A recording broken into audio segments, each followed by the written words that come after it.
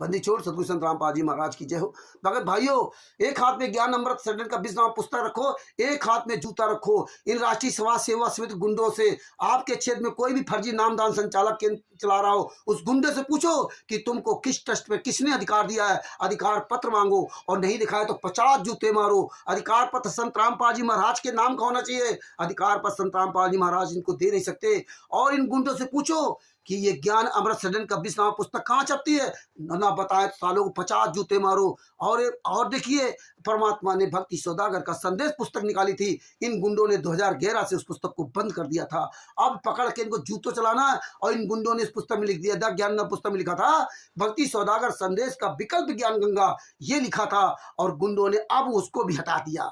ये कमीनों ने संत रामपाल जी महाराज के रहते सहते 5 महिला 1 बच्चे की हत्या भी की, और वहाँ 2008 से ही एक महिला के द्वारा 2 महिला के द्वारा नाम दीक्षा भी दिलवाने लगे थे। ये सारा कुकर्म संत रामपाल जी महाराज के आश्रम में करते थे।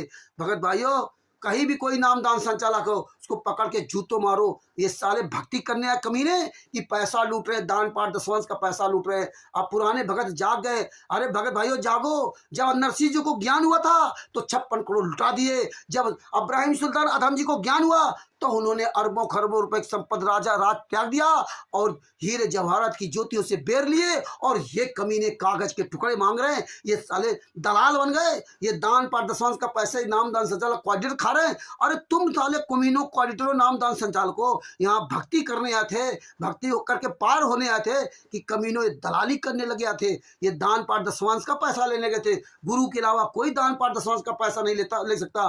अरे गणिका माई तक उसने सारा सब कुछ अपने गुरुदेव को सौंप दिया था।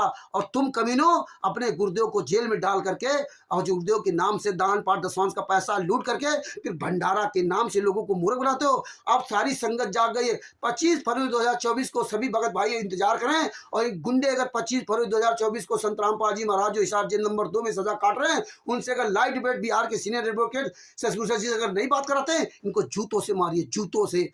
अब हमें आपको करो या मरो का नारा लगाना पड़ेगा। हमारे पास 2 ही रास्ता है, करो या मरो। भगत भाइयों जाग जाओ और करो या मरो का बीड़ा उठा लीजिए। अब हमें भगत जी करो या मरो ही करना होगा। सत साहेब जय हो। बंदी छोड़ की ये वीडियो अधिक अधिक शेयर करें।